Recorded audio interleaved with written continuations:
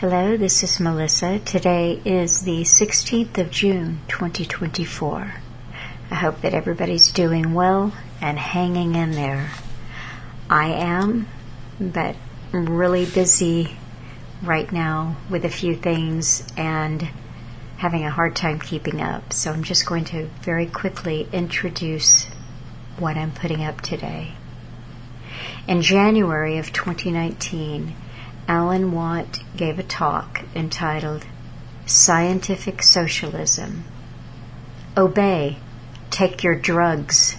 Sex will calm all anxiety. Behaviorism and neuroscience run planned society.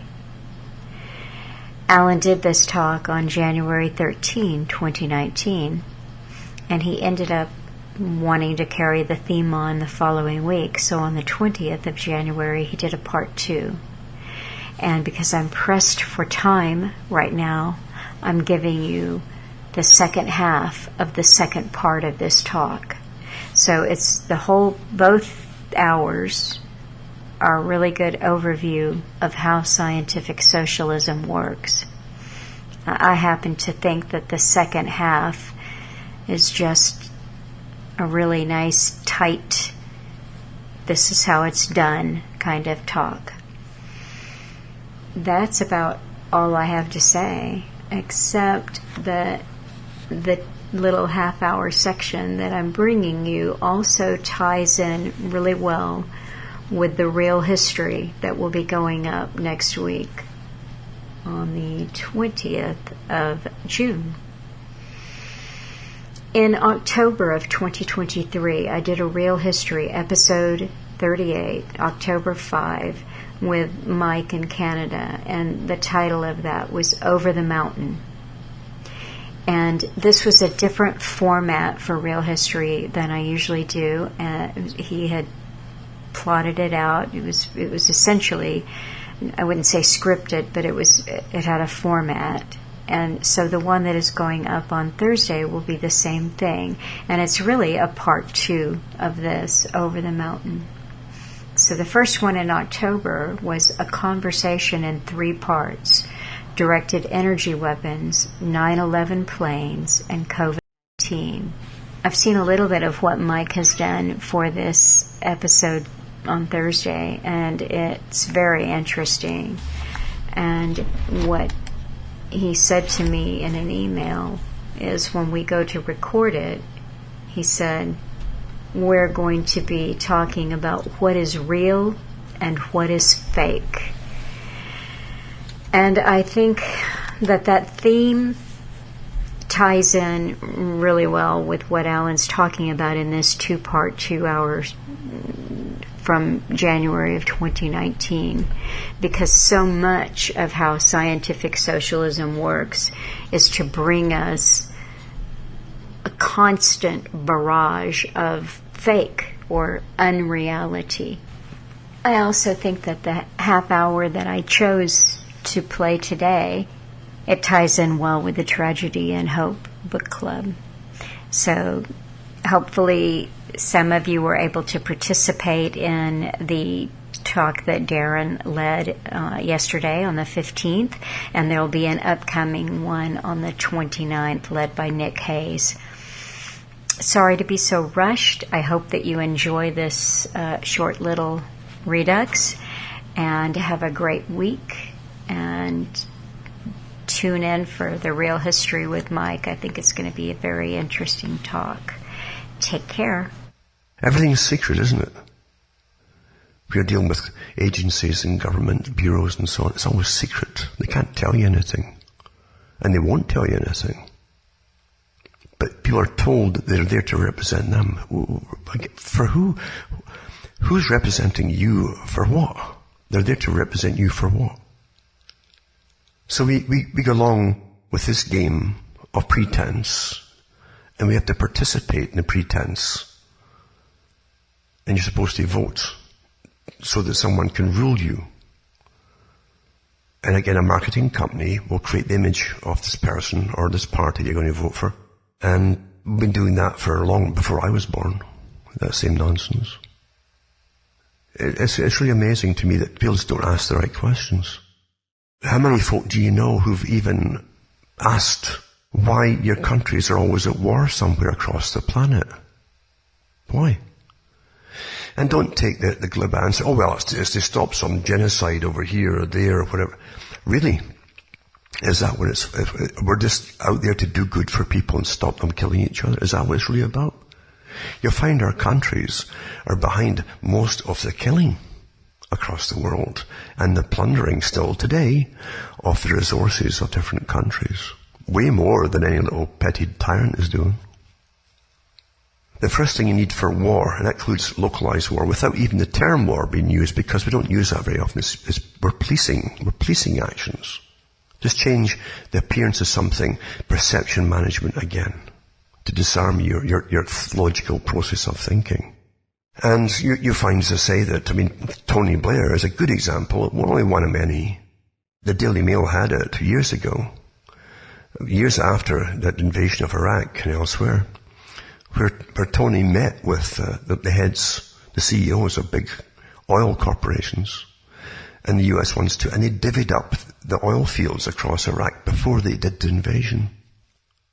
But what was the guff that they gave to the public for the necessity for invading Iraq? Well, suddenly Saddam Hussein, the guy who'd served the West all that time, was a bad man. He was the world's demon, for goodness sake. And that's how you do it. George Orwell's 1984. Who are we at war today with? Who's the enemy today? Is they change their gun sights all the time back and forth until you're lost.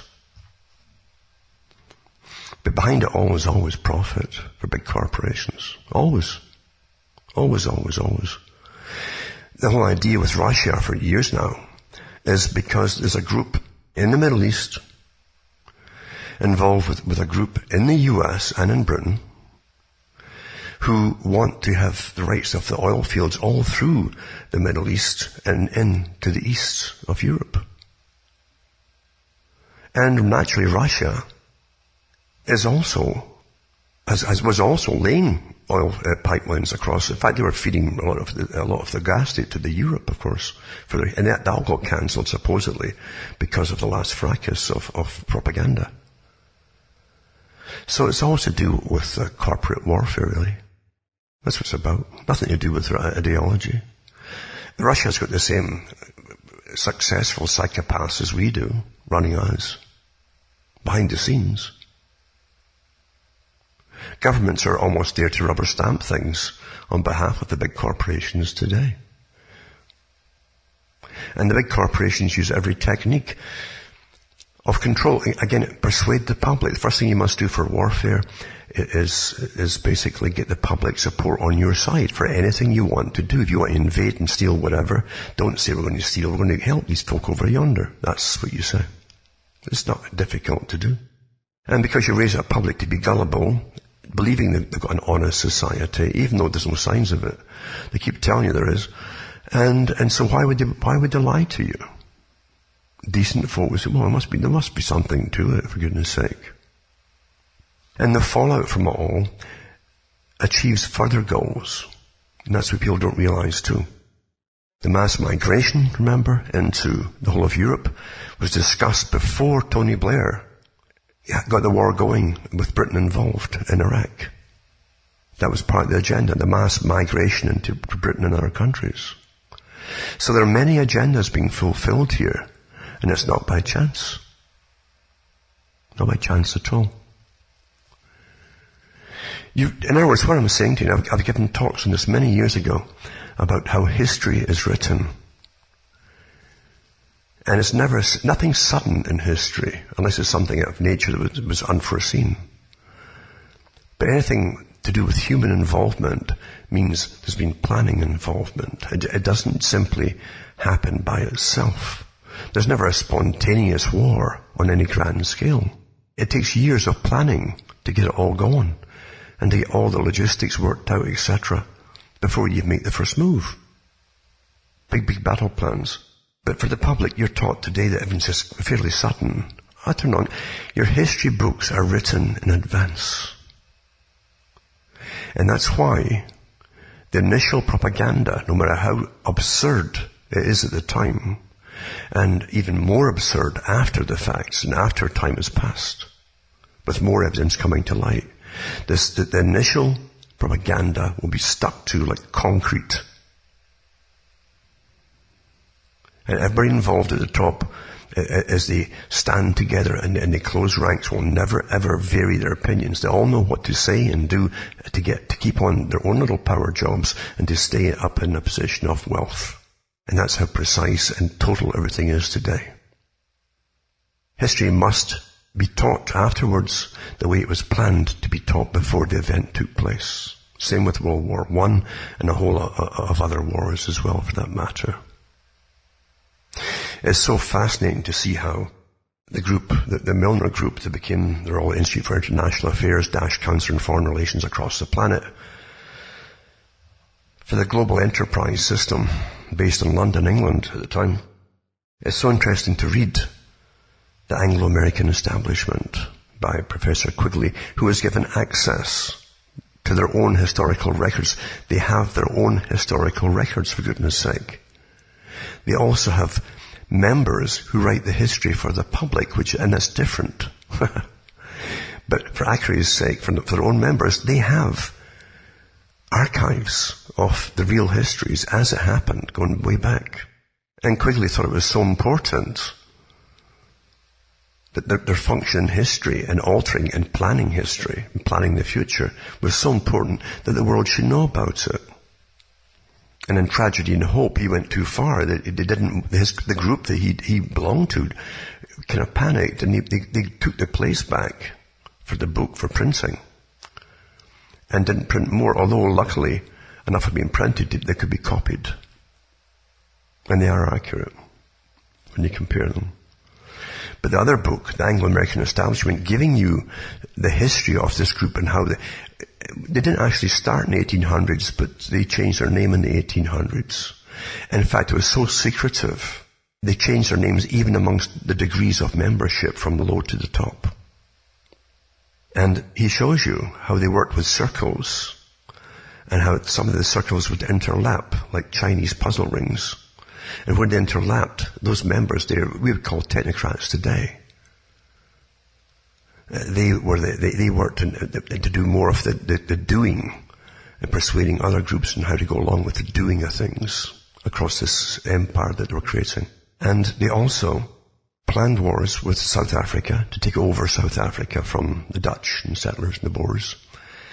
And they planned an attack on the Boers.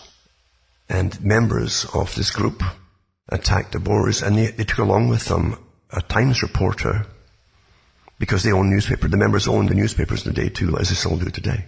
And the reporter's job was to give a fake account of this raid on the Boers and have it as the Boers attacking British settlements. And that would give the propaganda and justification for Britain then, enforcement to an extent, to then send troops in there. And then the troops would police the areas, fight the Boers, and we had the Boer War out of it. And then a handful of people in London, they really ran the empire and the resources of it all, would then grab the diamond and gold fields of South Africa, the diamonds and gold fields. That's how it was done. And Quigley goes through it, and a lot of the members involved in the Anglo-American establishment. It's quite fascinating to read it. When you realize what he's telling you, and in his position too, what he's not telling you, he could even go further than that. But he did say that for the last 100 years or so, they'd pretty well been instrumental in steering the course of history. Well, it hasn't stopped.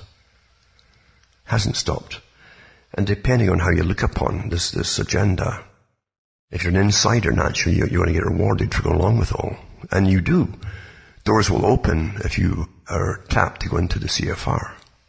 You can't go and apply for it. You're tapped. They've already sussed you out to see if you keep your mouth shut, how trustworthy you are, how much influence you can have in your own little circle, and then they bring you up and put you into different positions. So they're all through the civil service of governments as well.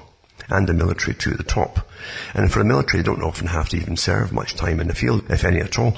They're just rammed up through the ranks very quickly.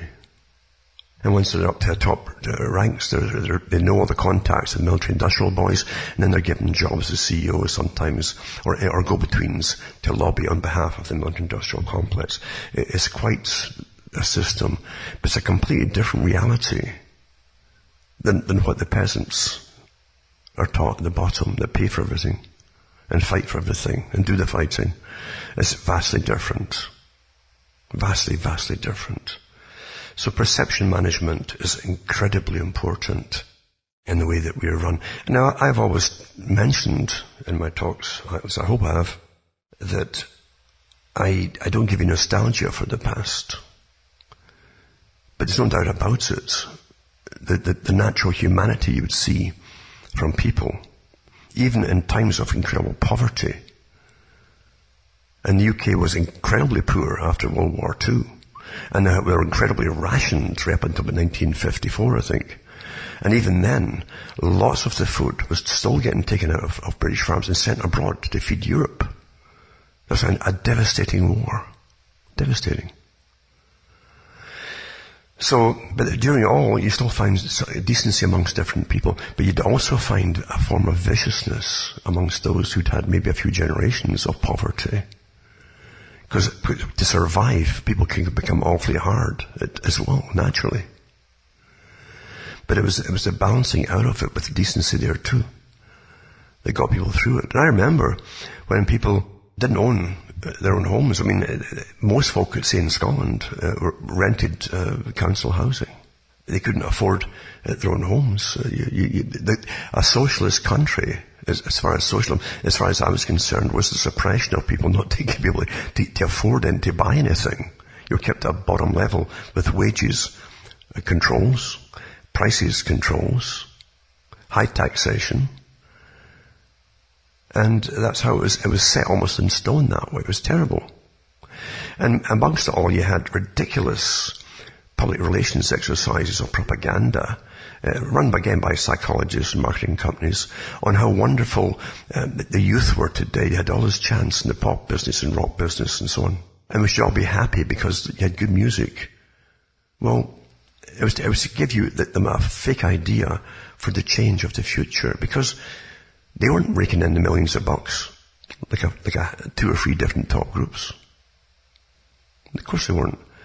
They were lucky to get jobs, a lot of them, at that time.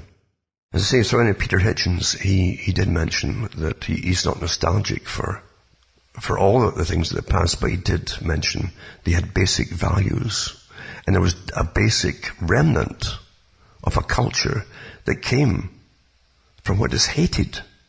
And that was at least Christian values, how you treat each other. That came into good effect to get folk through the hard times. And neighbours would often, I remember it, help each other out to pay the rents. Very frequently. That was quite normal. You didn't have the mass commercialization of purchasing, buying, because most folk bought everything second hand that I knew. And it was the same across a lot of places in England too. A lot of big cities, etc. The people were just broke. And somehow they survived and ticked along, basically. And the so-called empire thing, that was for Hollywood to play that up, the wonderful empire they had, because the general public didn't profit from it at all. They paid for it all through their taxes, because to be armed and policed by soldiers and all the rest of it. But that's what it was. Nothing really changes, just the perception of how it's managed today, and the constant reiteration that you're free. And you've never been so free, as you're the most surveyed and surveilled society in history. It's incredible, eh? Anyway, I didn't even mean to go there today. I was just going to prattle this off and a whole bunch of articles, but it gets me that most folk won't ask questions. The youth are always catered to much more than the adults do. Because the youth, and I really mean this, with anthropology and psychology and the milestones in life and psychodynamics, all the rest of the stuff working on us all the time. They know exactly, through the culture industry, how to cater to you. For the young folk, it's sex and hedonism and narcissism. And just fill their heads full of it. Get lots of this party, fun, sex.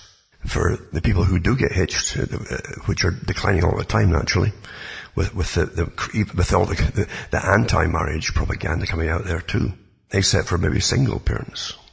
The state has become the supplier of goods and finances to single parents, and has done for an awful long time.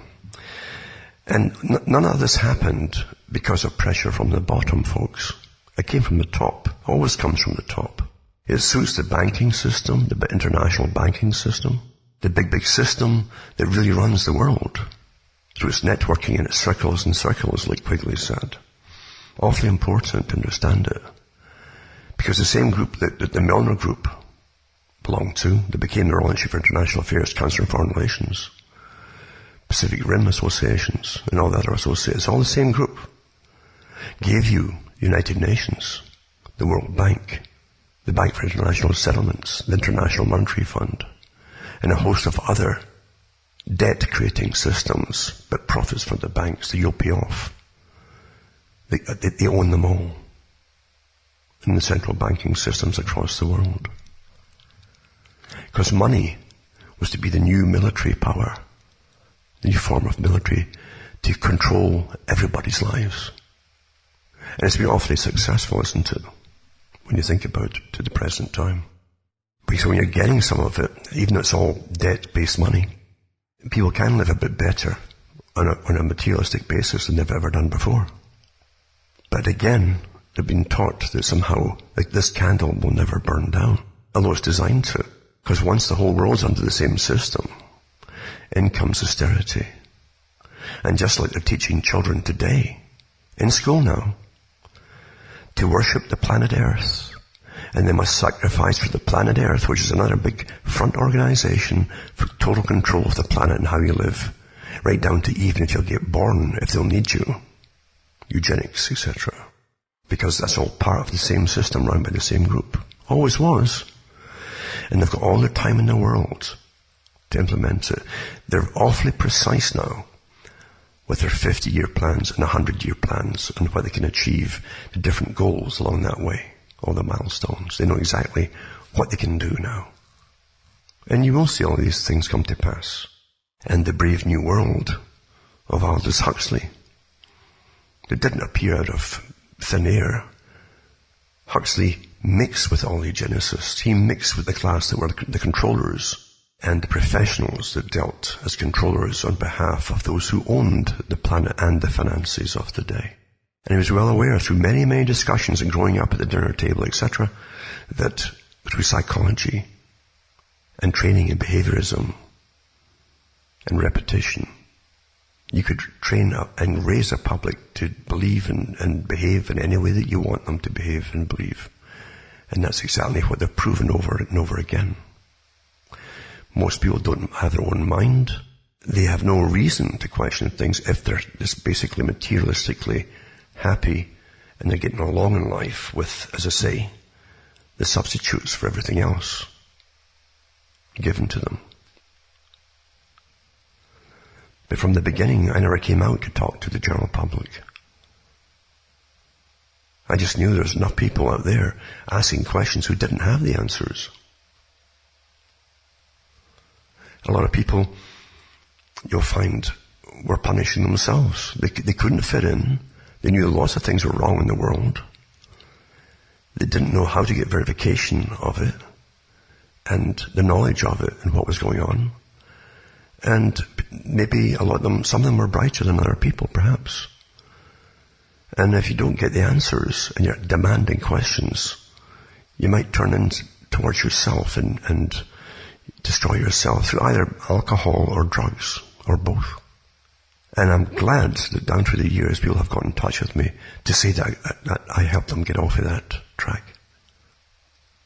It's very hard to explain to someone where this thirst comes from, this thirst to know.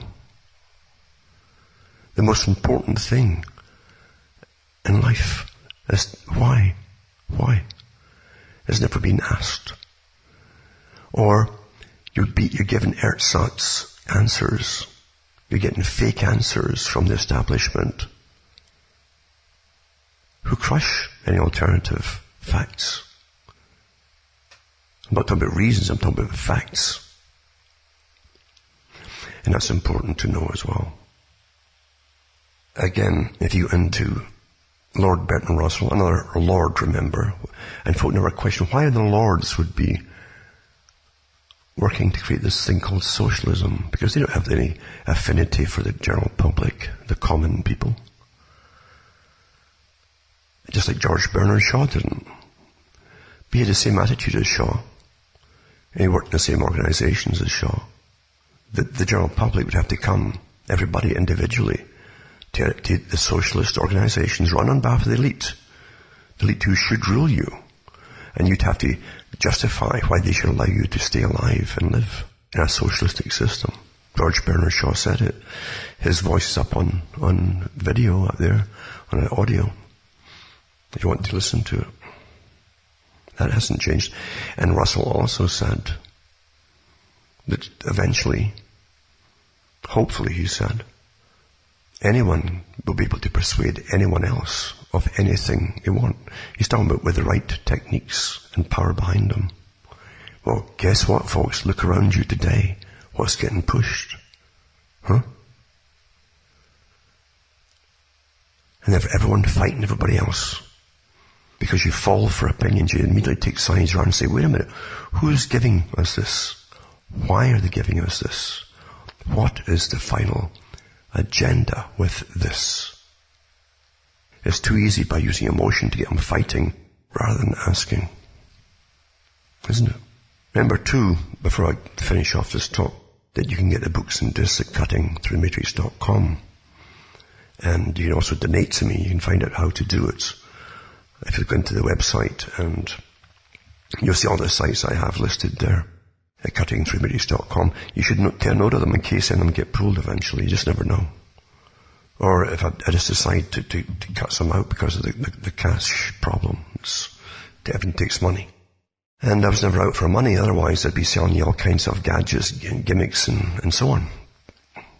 Or magic truths. I could give you lots of the answers to what's called magic, but I wouldn't sell it, basically.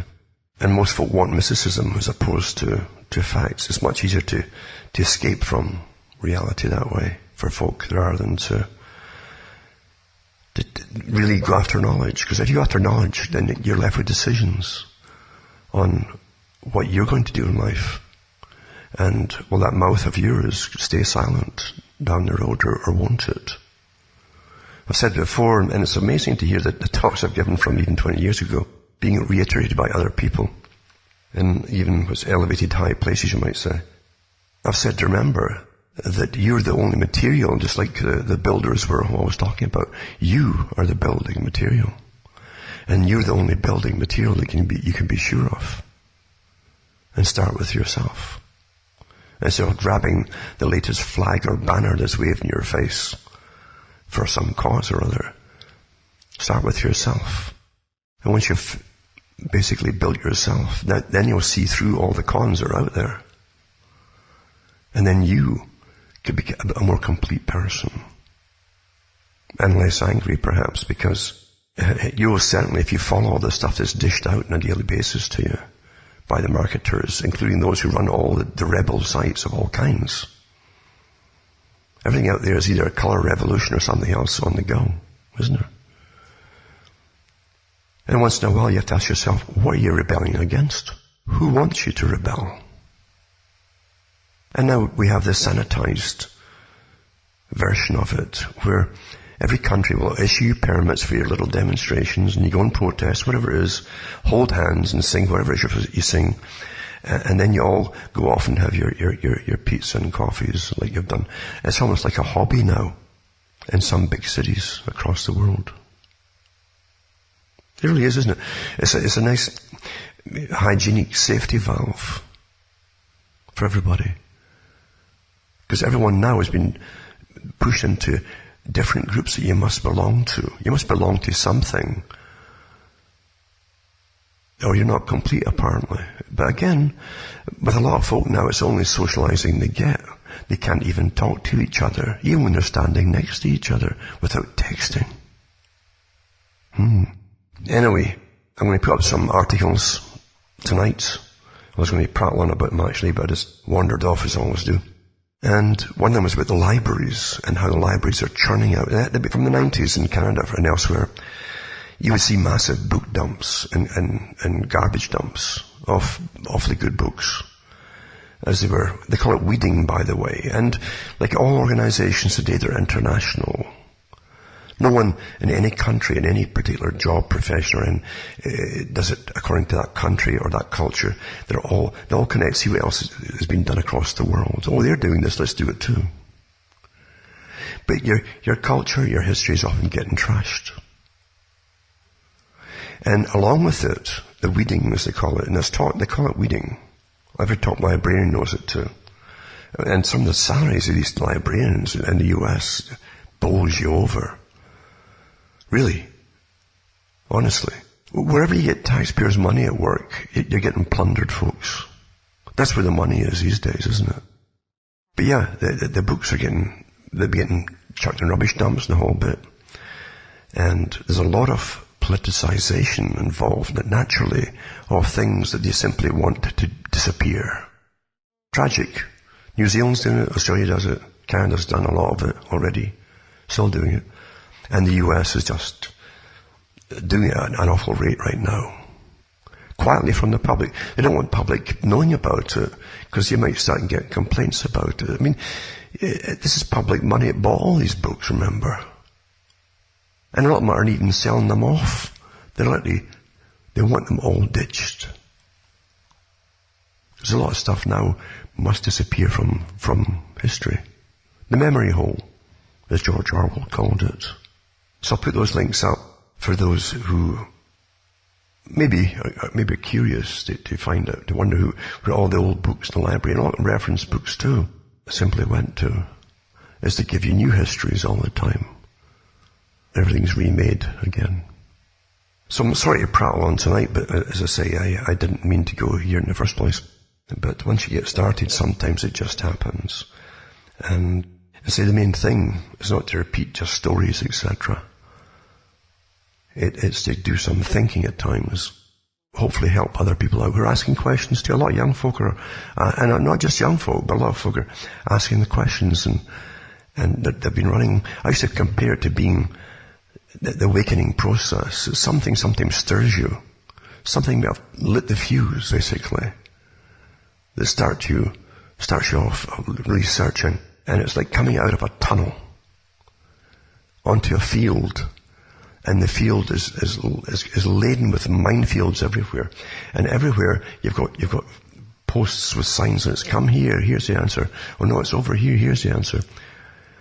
That's how confusing it is, and often deliberately so too, because those who control the world, as you're trying to break free, they'll wrap you off into some sideline immediately if they can. There's nothing in reality that's there by chance. Really. And information, and from the beginning of even writing, or even before writing, but once writing came along, was used from the beginning with conformity of thought, with political and control motives behind things. In many, many years. Not all, but getting worse and worse up until the invention of newspapers. And now it's, of course, internet and television and newscasts and newscasters. And the newscasters themselves, again, are corporations, a lot of them, with their big PR companies and their own agents that negotiate for their pays and all the rest of it. They don't do anything for free. Nothing is spontaneous, folks. Big money isn't behind them all. Big money. Millions. And teams of writers at times too. Teams of them. So question everything and start thinking for yourselves, hopefully.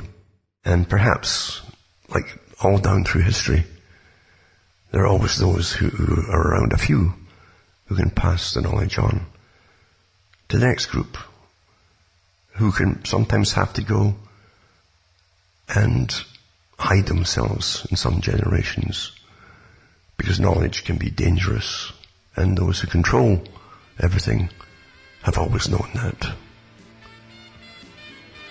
So for myself, Alan Watt from Ontario, Canada, it's good night, and may your God or your gods go with you.